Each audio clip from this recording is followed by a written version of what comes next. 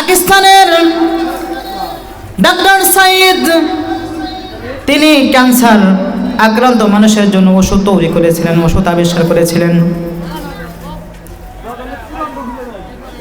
যখন তিনি ক্যান্সার আক্রান্ত হওয়ার ওষুধ তৈরি করেছেন, তখন রাষ্ট্রীয়ভাবে তাকে পুরস্কৃত করা হবে, তাই তিনি প্রস্তুতি নিলেন এবং আমাকে একটা দিন নির্ধারণ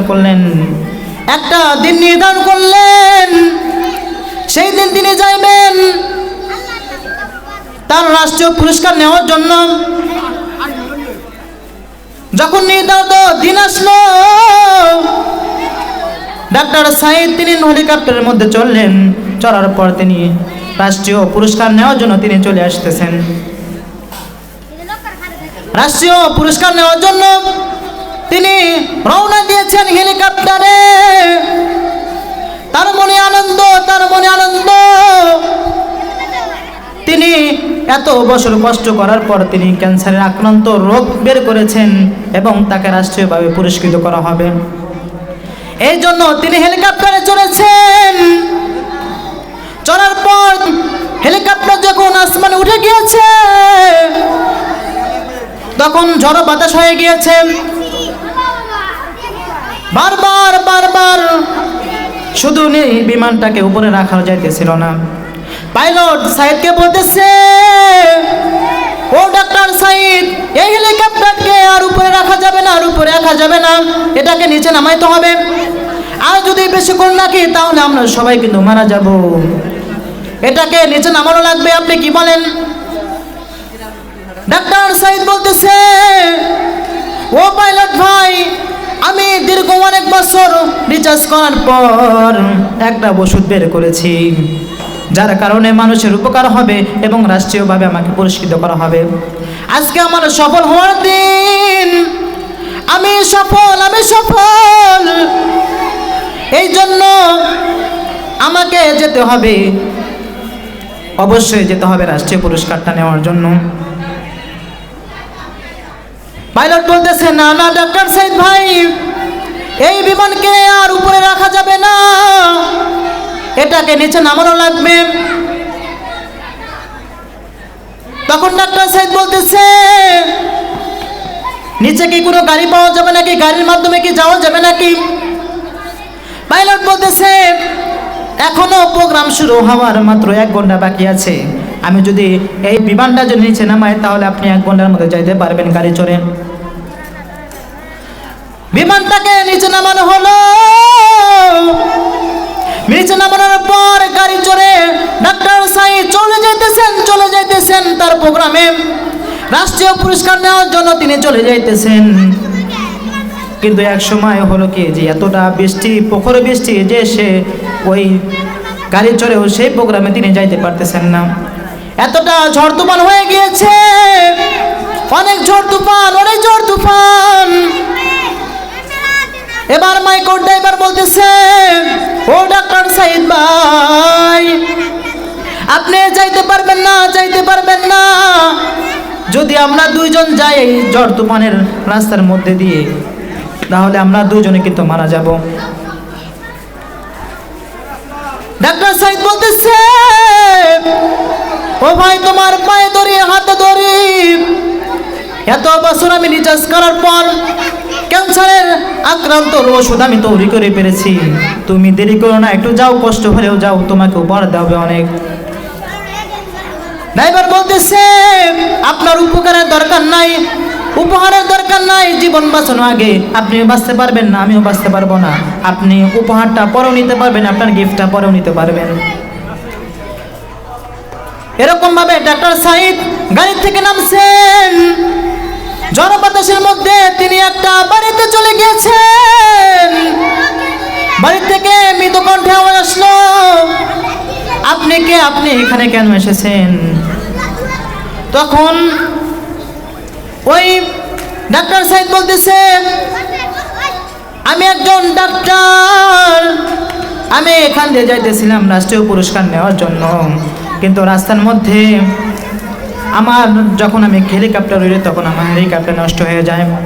যখন আমার গাড়ি করেও যাই এত ঝড় বৃষ্টি, যার কারণে আমরা যাইতে পারতেছি না।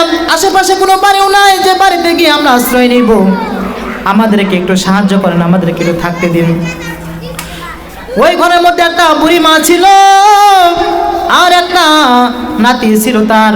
যখন তিনি ঘরের মধ্যে গেলেন, দেখলেন যে এমন একটা ঘর, যে ঘর দিয়ে পানি পড়তেছে আর একটা নাতি শুয়ে আছে।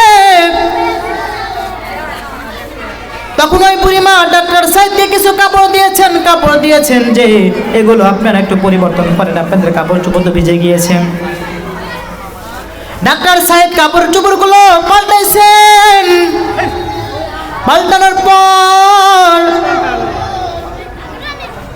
তিনি একটু ওই ঘরের মধ্যে ঘোরাফেরা করতেছেন। যখন তিনি ঘোরাফেরা করতেছেন, দেখতে পেলেন ঘর দিয়ে পানি পড়ে আর ওই ছোট্ট বাচ্চার সামনে তিনি কি করতেছেন? কান্না করতেছেন, মোনাজাত করতেছেন, কিছু কিছু সময় নামাজও পড়তেছেন। ডাক্তার সাহেব ওই বুড়িমাকে জিজ্ঞাসা করলো, এই যে আপনার নাতিকে দেখতে পাইলাম, তার কি হয়েছে? ওই বুড়িমা বলতেছে, ও বাবা, এই যে আমার নাতিটা তুমি দেখতেছো, ওর বাপ মা মারা গেছে অনেক দিন আগে, কিন্তু আমার একমাত্র সম্বল হচ্ছে আমার নাতি। আমি অনেক টাকার আমি তাকে চিকিৎসা করাইছি, কিন্তু ভালো হয় নাই। ওর মা বাবা মারা যাওয়ার পর তারপর দিন থেকে সে এরকম ভাবে ক্যান্সারে আক্রান্ত। আমি অনেক হাসপাতালে নিয়ে গিয়েছি, সেখানে তার কোনো চিকিৎসা করতে পারি নাই, টাকার অভাবে আমি চিকিৎসা করাতে পারি নাই। কিন্তু আমি শুনেছি এই জামানার মধ্যে ডাক্তার সাইদ আছেন, সে ক্যান্সারের ওষুধ তৈরি করেছেন। ক্যান্সারের ওষুধ যখন তৈরি করেছেন, আমি শুধু আল্লাহ তাআলার কাছে দোয়া করি যে আয় রব্বুল আলামিন, আমার তো টাকা পয়সা কিছুই নাই, আমার তো টাকা পয়সা নাই। ও রব্বুল আলামিন, আপনি আমাকে ডাক্তার সাইদের কাছে যাওয়ার জন্য ব্যবস্থা করে দিয়েন। এ কথা ডাক্তার সাহেব শুনতেছে আর বলতেছে, ও মা আপনি কি সত্যি আল্লাহ তাআলার কাছে দোয়া করেন নাকি?